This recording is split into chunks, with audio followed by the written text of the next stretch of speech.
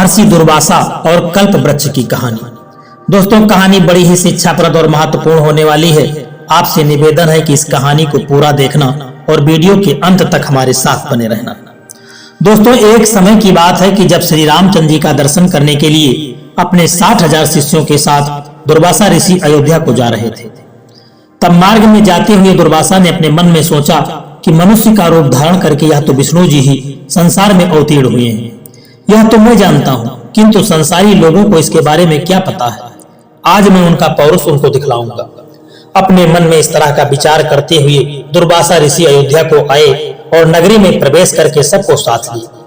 भगवान के भवन में 8 चौकों को लांघ करके पहले सीता जी के भवन में पहुंचे। तब शिष्यों सहित दुर्वासा को सीता जी के द्वार पर उपस्थित देख करके पहरेदारों ने शीघ्रता से दौड़ करके श्री रामचंद्र जी को इसकी सूचना दी। यह सुनते ही भगवान राम मुनि दुर्वासा के पास आ पहुंचे और प्रणाम करके सबको बड़े आदर के साथ भवन के भीतर लिवा ले गए। तब बैठने के लिए सुंदर आसन दिया। तब आसन पर बैठते ही दुर्वासा ने मधुर वचनों से श्री रामचंद्र जी से कहा कि आज 1000 वर्ष का मेरा उपवास का व्रत पूरा होने वाला है। इसी कारण मेरे शिष्यों सहित मुझे भोजन करवाइए और इसके लिए आपको केवल 1 मुहूर्त का समय देता हूँ। साथ ही यह भी ज्ञात रहे कि मेरा यह भोजन जल, धेनु और अग्नि की सहायता से प्रस्तुत न किया जाए।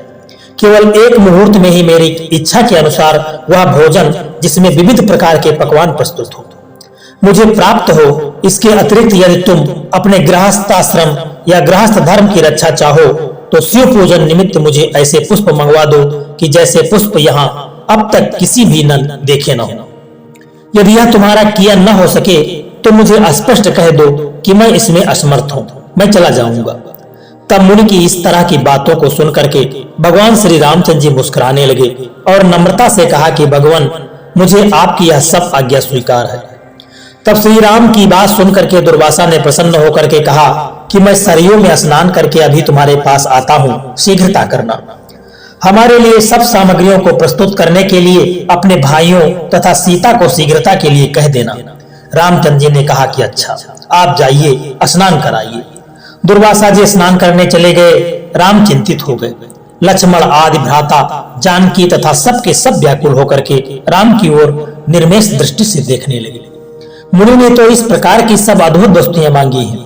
इसके लिए देखें कि अब भगवान क्या करते हैं, क्योंकि बिना अग्नि, जल और बिना गौ के उनके लिए किस प्रकार से भोजन प्रस्तुत कर सकते हैं। तब रामचंद्र जी ने लक्ष्मण जी का एक पत्र लिखवाया। फिर उस पत्र को अपने बाण में बांध करके धनुष पर चढ़ाया और छोड़ दिया। वह बाण वायु के वेग से उड़ करके अमरावती में इंद्र के सुमर्धा नामक सभा में जाकर के उनके सामने गिर पड़ा।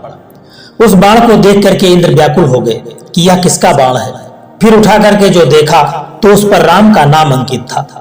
फिर उसमें बंधे हुए पत्र को खोल करके पढ़ा तो पत्र खुलते ही बाण फिर वहां से उड़ करके राम के तरकस में आ घुसा। उधर इंद्र ने उस पत्र को सभा में बैठे हुए सब देवताओं को सुनाया। उसमें लिखा था कि इंद्र, स्वर्ग में सुखी रहो, मैं सर्वदा तुम्हारा स्मरण करता हूँ, परंतु तुम्हें एक आज्ञा देता हूँ। आज 1000 वर्ष के भूखे हुए दुर्वासा मुनि अपने 60,000 शिष्यों के साथ मेरे यहाँ आए हैं। वे ऐसा भोजन चाहते हैं जो गौ, जल अथवा अग्नि के द्वारा सिद्ध न किया गया हो। इसके साथ ही उन्होंने शिव पूजन के लिए ऐसे पुष्प मांगे हैं जिन्हें अब तक मनुष्यों ने देखा ही न हो। मैंने उनकी इस मांग को स्वीकार कर लिया है। वे सरयू में स्नान करने के लिए गए हैं, इसलिए तुम शीघ्र ही कल्प वृक्ष और परिजात जो क्षीर सागर से निकले हैं क्षण मात्र में मेरे पास भेज दो। इसके लिए रावण के संहारक मेरे बाणों की प्रतीक्षा मत करना।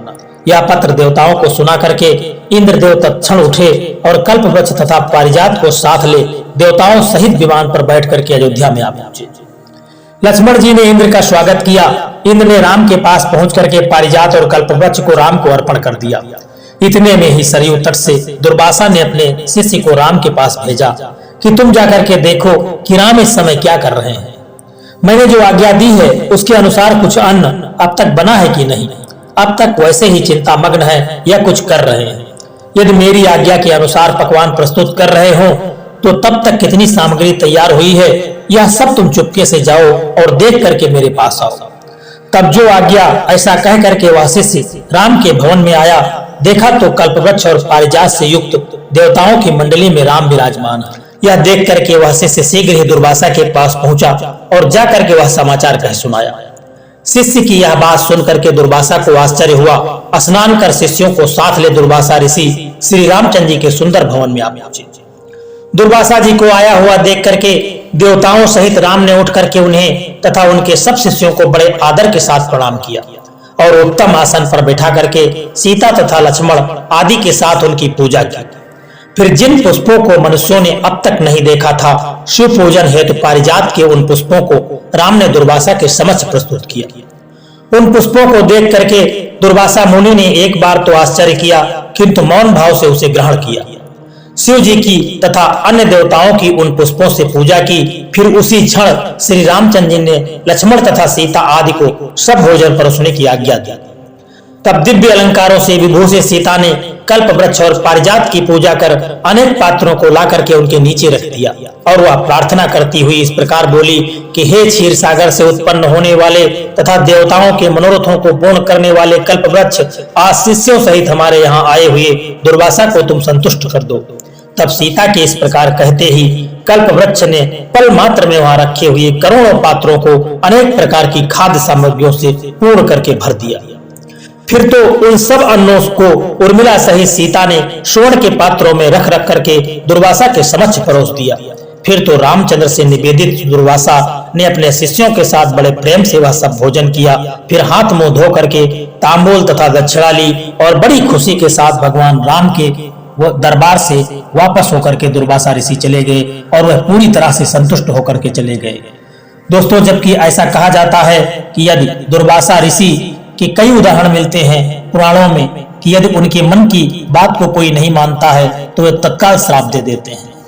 और लेकिन भगवान राम के दरबार में दुर्वासा ऋषि जो भी चाहते थे वह सब उनका पूरा हुआ। दोस्तों, आज की यह कहानी आपको कैसी लगी है एक प्यारा सा कमेंट करके जरूर बताना। और यदि वीडियो आपको अच्छा लगा है तो इस वीडियो को लाइक करके चैनल को सब्सक्राइब करने की भी कृपा कर देना। जय श्री कृष्ण, राधे राधे।